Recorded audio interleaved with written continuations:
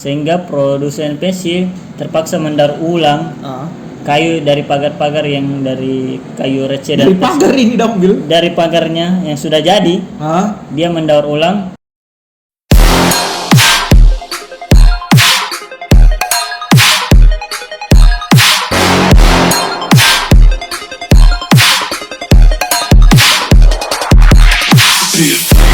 Assalamualaikum warahmatullahi wabarakatuh.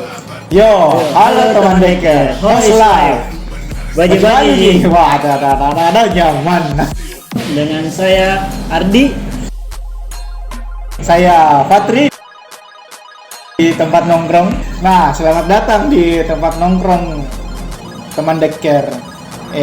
Di mana kita akan menghabiskan sedikit waktumu, teman Dekerku yang tersayang, untuk untuk kita bahas histori-histori atau sejarah-sejarah sesuatu yang mungkin kalian tidak terpikirkan. Sesuai dengan judul yang kalian sudah lihat di channel ini. Judul apa tuh? Hari ini kita membahas pensil. Pensil. Pensil atau dari bahasa Latin adalah penicillius. Penny apa? Penicillius. Penicillius. Oke, siap. Gaskan bosku. Yang artinya Apa tuh? ekor kecil. Mungkin Ekor kecil. orang-orang dulu menggambarkan pensil kecil jadi terlihat seperti ekor binatang-binatang atau apapun itu ya. Wah, contohnya? Contohnya tikus mungkin. Oh iya. Nah, kembali dulu ke ribuan tahun yang lalu, zaman Romawi atau Mesir yang menggunakan stylus. Pada saat itu stylus adalah semacam logam tipis yang biasanya terbuat dari timah untuk menggores kata-kata. Bukan luka. Anjay. Kalau mau kita tarik lebih jauh ke belakang pada zaman batu, pada saat itu alat yang manusia gua pakai yaitu menggunakan batu yang diruncingkan seperti ini, guys. Sobat Deker. Dia juga bisa digunakan untuk berburu pada saat itu. Seperti Moskow atau yang lain. Pada zamannya itu manusia sudah bisa menggores-gores di dinding goa. Maupun histori gambar atau histori yang mereka alami pada saat itu. Tetapi kendalanya itu dia belum bisa membawa-bawa hasil tulisan atau gambarnya. Gak bisa bawa. Belum bisa. Jadi bagaimana solusinya? Pada tahun 8500 sebelum Masehi ditemukan tanah liat sehingga manusia sudah bisa menulis di atasnya. Tahuan bisa kemana-mana berarti. Bisa ditulis kayak tablet. Sekitar tahun 1560, Simonio dan Lindiana Bernacotti dari Italia membuat blueprint pertama pensil. Oh, dia buat blueprint pertama. Iya, gambaran awal pensil. Versi mereka datar, lonjong dan lebih ringkas. Datar, lonjong, lebih ringkas. Ya. Berarti tidak ada. Pada saat itu mereka menggunakan sebatang kayu jenifer Seperti ini. seperti yang digawe. Di atas. Di atas.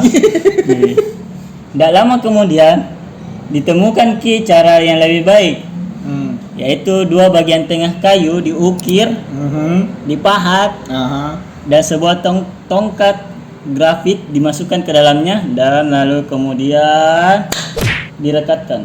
Lalu? Jadi ini teman Deker, bicara soal grafit, ceritanya itu begini. Tahun 1564 di Borrowell, Inggris, ada seorang yang menemukan sebuah bongkahan material hitam cilak yang menghilap di sekitaran batang pohon yang sudah tumbang. Sebelum gue bilang yang diyakini itu adalah sebuah batu grafit murni dalam jumlah bicara banyak. kok tadi grafit. Apa memang itu grafit? Kasih tunjukkan kekuatanmu, Mardi. Jadi yang tidak tahu itu grafit, ini gambarnya, guys. Mana? Padahal di sini atau di sini? Balas si editor. Di sini juga. Pindah ke sini. Di sini lagi. Balas editornya. Nah, apa itu grafit? BTW dari tadi gua sebut grafit, batang-batang grafit. Grafit adalah salah satu bentuk dari allotrope karbon. Aha. Senyawa ini terdiri dari atas karbon yang terikat dalam lembar kisi heksagonal yang struktur atomnya mempengaruhi sifat kimiawi. Grafit terdiri atas lapisan atom karbon yang dapat menggelincir dengan mudah, yang artinya grafit ini sangat lembut, rapuh, serapuh hati mungkin, yang dapat digunakan sebagai minyak pelumas untuk membuat peralatan mekanis bekerja lebih lancar. Oh, ya semacam oli begitu. Ya, ada campuran yang membuatnya bisa licin hatimu. Grafit sekarang umumnya digunakan sebagai timbal pada pensil. Jadi timbal pensil. Jadi kayak tidak ada itu timbal proyek. Tumbal itu. Oh. Jadi ini batu grafit. Itu tidak bisa terbakar. Baru nak kasih berbekas di tangan. Bisa kalau dipegangi berbekas hitam hitam tapi cila. dia bagian dari alam tapi sebetulnya tidak bisa terbakar. Tidak bisa. Oh. Dan alhamdulillahnya itu bisa dihapus. Mudah dihapus. Karena sifatnya lembut. Penemuan itu cukup menggemparkan wilayah Inggris pada saat itu, teman-teman Dekker. Tapi sayangnya dalam membuat grafik untuk bisa dipakai menulis, yang bikin ses saja ki, jangan dibuka. ses saja ki deh. Jadi upaya awal yang dilakukan dalam untuk mengatasi masalah kerapuhan, kelembutan, sifat-sifat senyawa grafit, batu grafit. Jadi upaya awal percobaan pertama pembuatan pensil ialah menggunakan batu grafit yang dililit dengan benang. Terus kemudian grafit disisipkan ke dalam tengah-tengahnya batang kayu yang sudah dilubangi. Misalnya ini toh ini batang grafit, batu grafit. Ini mana tuh? Inilah, taruhlah contoh ini tuh kayu yang sudah dilubangi tuh. Nah, dimasukkan ke dalam sini. Dilubangi. Senjata itu kayu yang sudah dilubangi tuh dilubangi, diselipkan batu grafit begini, baru diikat nih. Mana ya? Tingkatnya dah, enggak ada. Diikat begini tuh.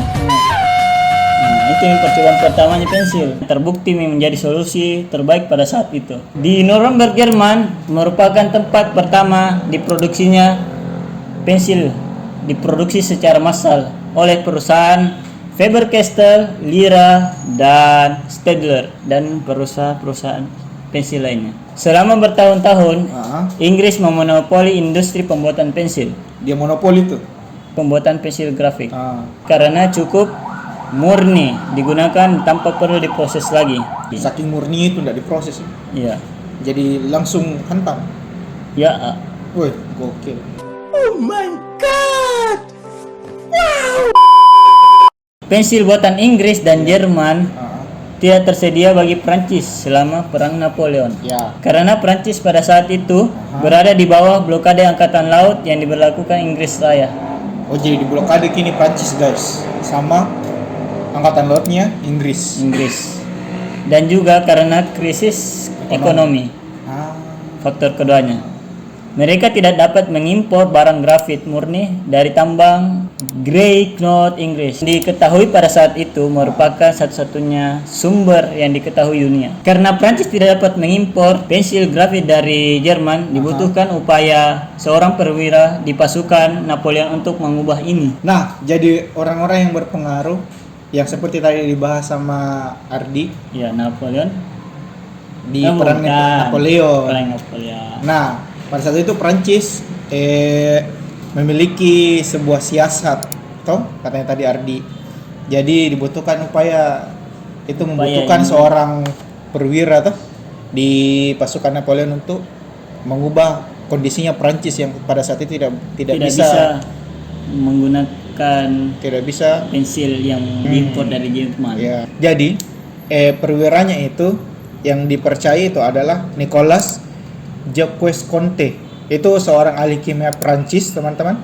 Selain menguasai bidang kimia, doi juga seorang pelukis, pakar balon, dan juga seorang perwira tentara. Beliau itu lahir pada tanggal 4 Agustus 1755 di Prancis dong. Oh lah. Kan orang Prancis tadi dibahas. Begitu boy. Nah, jadi gini teman dekir. Doi ini merupakan sosok yang mematenkan cara pembuatan pensil yang dari Prancis. Jadi caranya doi ini tuh buat pensil itu dia campur grafit, tanah liat, dicampur mie menjadi batang-batang, terus dibakar mie dalam perapian. Nah, sebelum dimasukkan ke dalam bungkus kayu. Jadi gambarnya seperti ini. Yang hasil dari Conte. Jadi pensil buatannya Conte ini bentuknya silinder dan punya celah memanjang. Jadi kayak begini gitu. Jadi caranya doi buat pensil itu dengan mengubah perbandingan grafit dengan tanah liat. Hasilnya ia bisa membuat pensil yang menghasilkan berbagai gradasi warna hitam. Dan kekerasan grafit itu bisa bervariasi dengan metode yang dibuat oleh Conte ini. Prosesnya itu digunakan sampai sekarang guys, dan dihasilkan pensil yang lebih baik dan praktis. Salah satu produk turunannya adalah pensil Conte nih, yang diambil dari namanya ya? Iya, diambil sama namanya. Nah, terus salah dua dari kelebihan proses pembuatan pensil ini dilakukan itu kemampuannya untuk memproduksi aneka macam isi pensil. Bisa keras, bisa pun juga lunak, sesuai dengan kebutuhan mami. Begitu. Jadi sangat efisien begitu hasil temannya Conte. Nah, ada juga William Monroe. Seorang pembuat lemari sebetulnya dia. Tukang kayu berarti. Tukang kayu. Lebih bagaimana, Dik? Tukang kayu yang mempunyai jiwa seni. Nah, begitu. Seperti saya guys mungkin.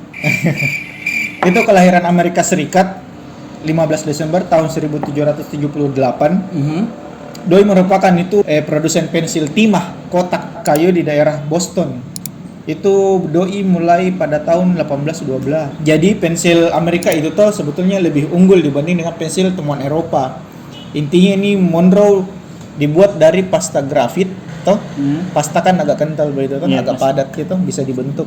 Nah, pasta grafit kering tapi dan tidak dikeraskan dalam tungku. Jadi masih begitu saja. Masih fleksibel ya? Masih fleksibel berarti. Nah, hasilnya pensil temuannya Monroe ini seperti ini.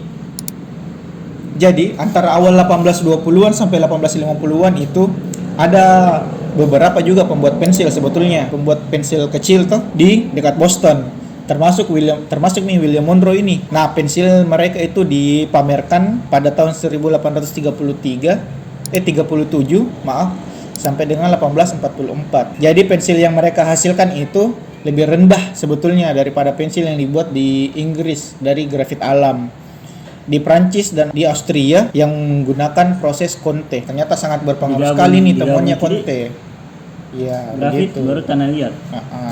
Sangat berpengaruh sekali nih Conte. Nah, ada juga namanya Hickman Lippmann. Itu orang Philadelphia, lahir 30 Maret 1858 di Pennsylvania Amerika Serikat. Itu mematenkan pensil yang di belakangnya ada penghapus. Tapi ternyata lucunya yang dia patenkan itu ternyata dibatalkan karena bukan temuan baru, karena efeknya cuma menambah jadi dibatalkan hak patennya. Dia kasih cuma level up ya. Iya. Bukan temuan baru sebetulnya. Lalu peraut mekanik, nanti kita bahas lebih dalam lagi tentang peraut, atau kalau misalnya ada yang penasaran dengan peraut bisa komen di bawah, kita bahas nanti. Peraut mekanik akhirnya ditemukan pada tahun 1880 dengan cepat juga menjadi populer. Jadi ketika pertama kali diperiksa secara massal, badan pensil itu tidak diberi warna sebetulnya. Jadi yang dilakukan itu memperlihatkan kualitas kayu. Jadi siapa kualitasnya paling bagus? Paling bagus Kayunya. Kayunya.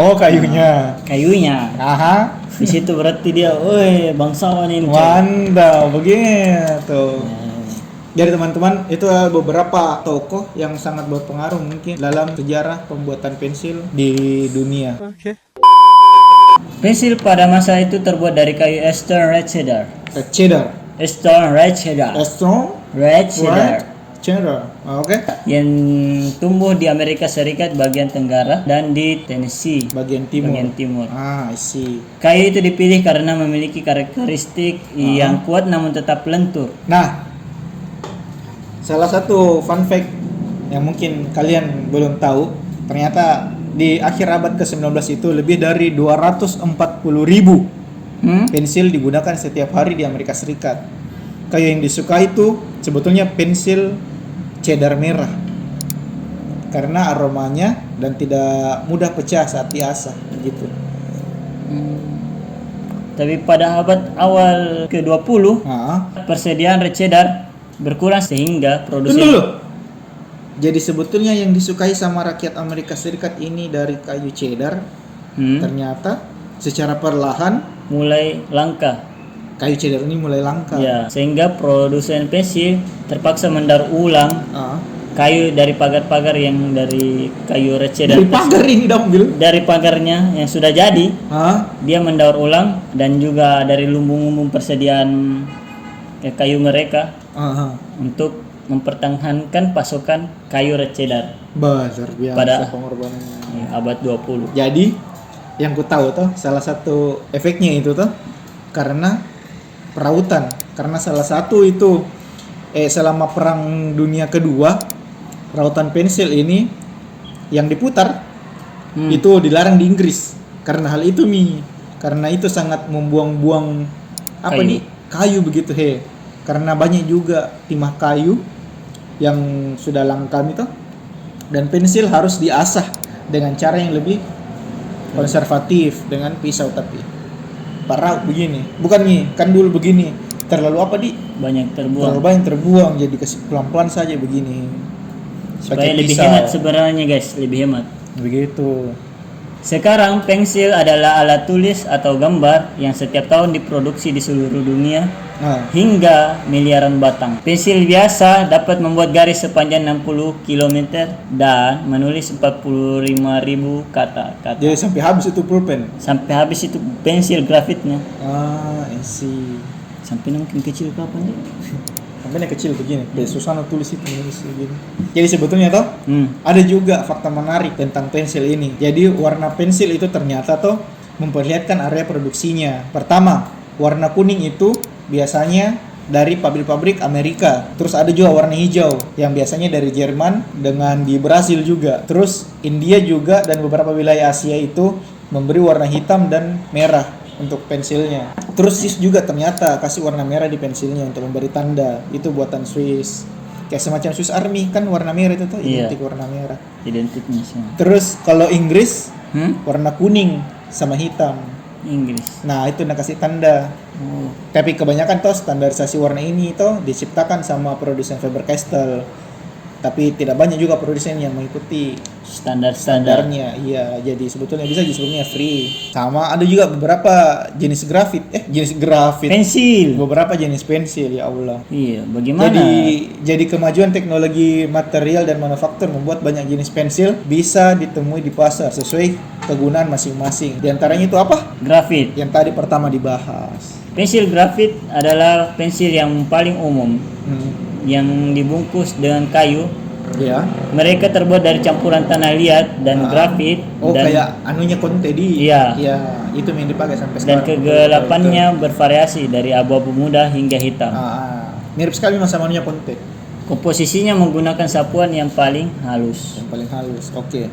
Terus yang kedua, teman Dekker, terus ada juga pensil bentuk padat. Nah, ini tujuannya untuk membuat suatu lukisan atau karya seni karena tidak pakai casing.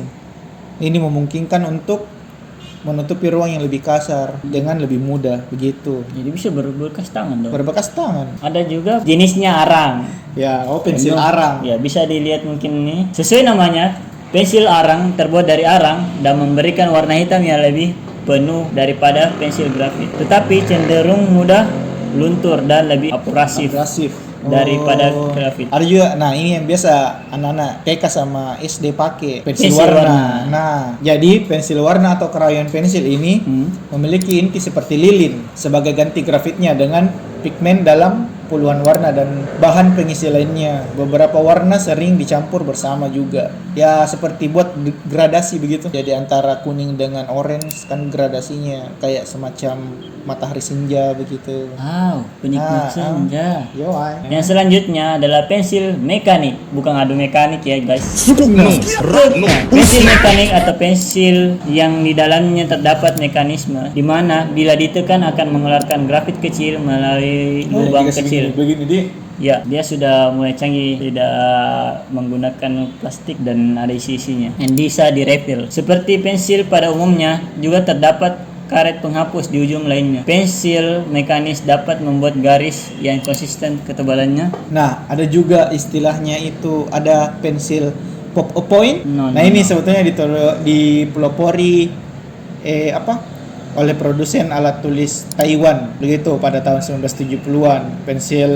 Pensil ini juga pop point juga itu dikenal sebagai pensil bensia, pensil yang dapat ditumpuk atau pensil yang tidak diasah. Nah, yang biasa pernah mau dapat di SD. Kayak begitu nih. Ya berarti yang biasa di kecil-kecil itu guys yang biasa dimasuk. Kalau habis ini dikasih masuk nih. Iya, yang biasa lari masuk juga dalam sendiri. Masuk Oke. Selanjutnya adalah pensil termahal.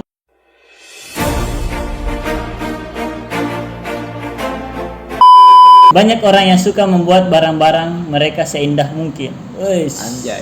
Seperti halnya pensil ini yang disebut sempurna. Tak main-main, mungkin pensil ini dibanderol lebih dari 12.000 US dollar atau sekitar 169 juta pada pelelangan. Pensil yang diberi nama Perfect Pencil tersebut terbuat dari emas. Wow, tercampur palladium. Begitu.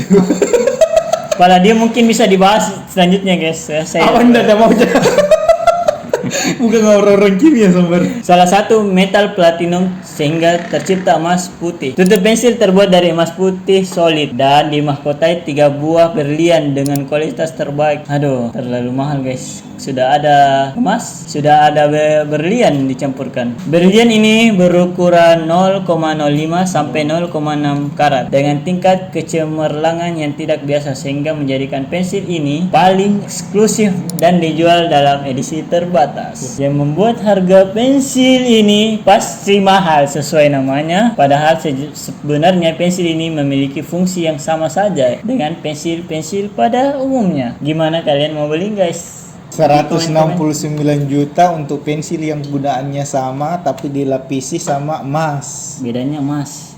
Bagusnya itu Astaga, anda kos jadi kok teman sekolah kok kalau itu kok. yang salah, pensil pulpen itu bisa hilang kalau di tempat sekolah. Wah, yang harga 3.000 saja. Ini ku jaga baik-baik sama orangnya. Kalau ada dapat kak pensil yang kayak begini, dapat kak ketahuan, astagfirullah. Tapi itu langka, berarti kalau ada yang punya ditahu kok. Asli namanya ya. Nah, jadi itu tadi sedikit sejarah, fun fact, bahkan tokoh-tokoh penting dalam pembuatan dan pensil. Ya, di pensil ini semoga bisa bermanfaat buat teman-teman daycare, untuk semua muanya teman-teman daycare yang ada di Makassar yang dan ada juga di Indonesia. Seluruh Indonesia. Iya. Ataupun seluruh dunia. Sudah. Amin. Mungkin terlalu lebay. Oh. Jadi tadi teman-teman, kiranya kalau misalnya ada salah patah sedikit, salah kata. Ya itu, salah kata, bisa koreksi di bawah, atau kalau mau juga penasaran dan teman-teman punya info tambahan tentang histori pensil, bisa komen di bawah, kita diskusi sama-sama. Oke? Thank you, see you next time. And saya Ardit dari tempat nongkrong. Dan saya Fatri di tempat nongkrong. Assalamualaikum warahmatullahi wabarakatuh.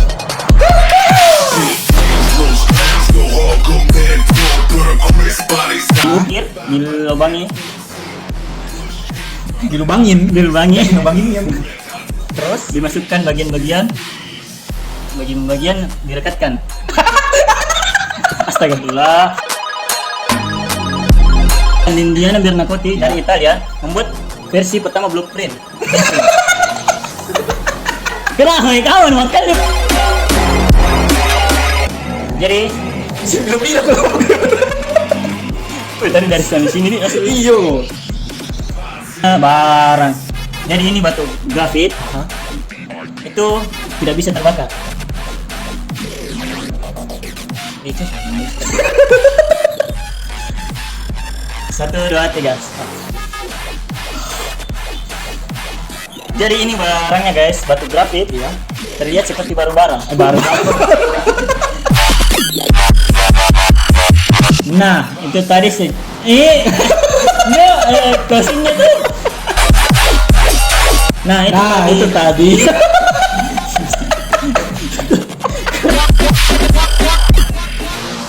Nah.